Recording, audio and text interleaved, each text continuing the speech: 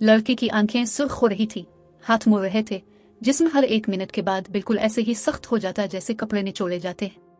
बाप कभी खौफ छुपाने की अदाकारी करते हुए इज़्तिराब में डूबे अहल खाना को हौसला देता तो कभी सख्त तकलीफ में मुब्तला बेटी को बेबसी से देखता। माँ की आंखों में आंसुओं की बजाय एक अनजाने खौफ की झलक नुमायां थी। लड़की की आवाज कभी भारी हो जाती तो कभी चीखों से आसमान सर पर उठा लेती। माँ और बाप बार बार दरवाजे की जानिब देखते। इसी असना में लड़की का छोटा भाई भागता हुआ कमरे में दाखिल हुआ। पीर साहिब आ गए हैं। मेरे पास एक ऐसा मंत्र है जिससे मैं इस दिन को जलाकर भस्म कर दूंगा। पीर साहिब ने कमरे में दाखिल होते ही बाआवाज़ बुलंद ऐलान किया। उन्होंने जेब से कुछ जड़ी बूटियां निकाली, फर्श पर फेंक कर माचिस से आग लगाई और फिर कागज की बुतू बनाकर इसी आग से बत्ती को कदरे सुलगाया। जब धुआं अच्छी तरह फैलने लगा तो लड़की के नाक के करीब ले आ गए। नामालूम मंत्र पड़े।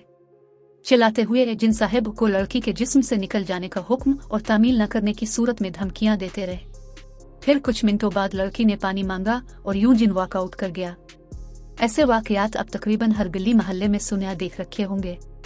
बाज औकात जिन फौरी भाग जाता है और कभी ऐसा भी होता है कि पीर साहिब मुतासिरा फर्द पर तशद्दुद करते हैं जिससे मरीज जख्मी हो जाता है या बाज दफा मौत की वादी में चला जाता है।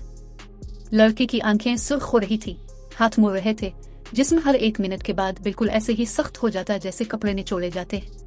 बाप कभी खौफ छुपाने की अदाकारी करते हुए इज़्तिराब में डूबे अहल खाना को हौसला देता तो कभी सख्त तकलीफ में मुब्तला बेटी को बेबसी से देखता। माँ की आंखों में आंसुओं की बजाय एक अनजाने खौफ की झलक नुमायां थी। लड़की की आवाज कभी भारी हो जाती तो कभी चीखों से आसमान सर पर उठा लेती।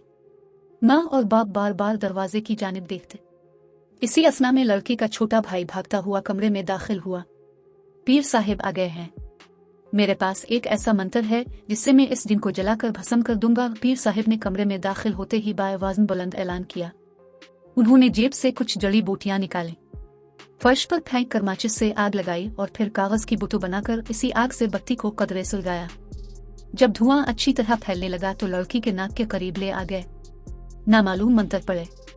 चिल्लाते हुए जिन साहिब को लड़की के जिस्म से निकल जाने का हुक्म और तामील न करने की सूरत में धमकियां देते रहे। फिर कुछ मिनटों बाद लड़की ने पानी मांगा और यूं जिन वॉकआउट कर गया। ऐसे वाकयात अब तकरीबन हर गली मोहल्ले में सुना देख रखे होंगे। बाज औकात जिन फौरी भाग जाता है और कभी ऐसा भी होता है कि पीर साहिब मुतासिरा फर्द पर तशद्दुद करते हैं जिससे मरीज जख्मी हो जाता है या बाज दफा मौत की वादी में चला जाता है।